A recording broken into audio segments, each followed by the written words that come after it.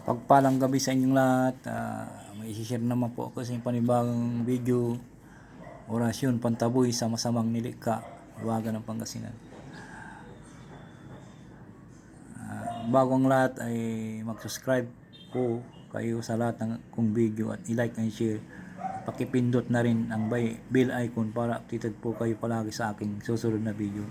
Maraming salamat po. At bago po umpisa ng video kong ito ay shout out po kay Bike Tayo Kabayan at sa inyong lahat, shout out po. Ginawa ko po itong video kong ito upang maibahagi ko sa inyong lahat ang aking mga kaalaman sa espiritual at mga orasyon para po ako ay makatulong at magagamit po ninyo sa pangangailangan sa araw-araw. At matulungan nyo na rin po ako sa aking YouTube channel.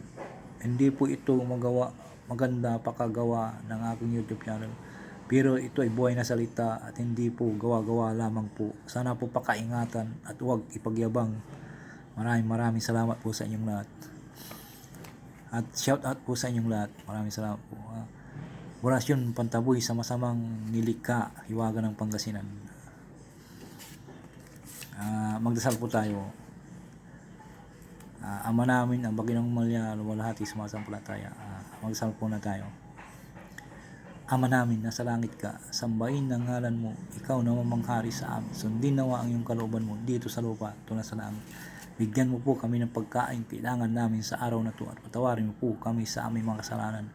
Tulad ng papatawad namin sa mga nagkasala sa amin na huwag mo kaming iharap sa migpit na pagsubok, kundi ilayo mo kami sa masama. Sapagkat iyo ang kariyan at kapangyarihan at ang kapurihan magpakailanman. Amen. Baginong Maria, napupuno ka ng grasya, ang Panginoon Diyos sumasa iyo, bukod kang pinagpala sa babaeng lahat, at pinagpala naman ang iyong anak na si Jesus. Santa Maria, Ina ng Diyos, panalangin mo kami makasalanan, ngayon at kung kami mamatay. Amen.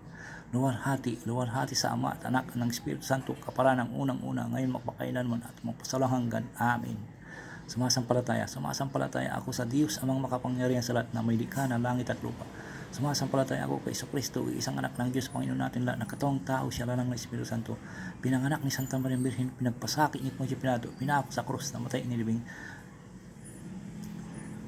naluklok sa kanan ng Diyos ang amang kapangyarihan sa lahat, at doon namumulang parilid, maghuhukom sa mga nabubuhay at nangamatay na tao. Sumasampalataya ako Espiritu Santo, sa banal na simbahang Katolika, sa kasama ng mga banal, sa kapatawaran ng mga kasalanan, sa pagkabuhay na maguli ng matay na tao, sa buhay na walang hanggan. Amen.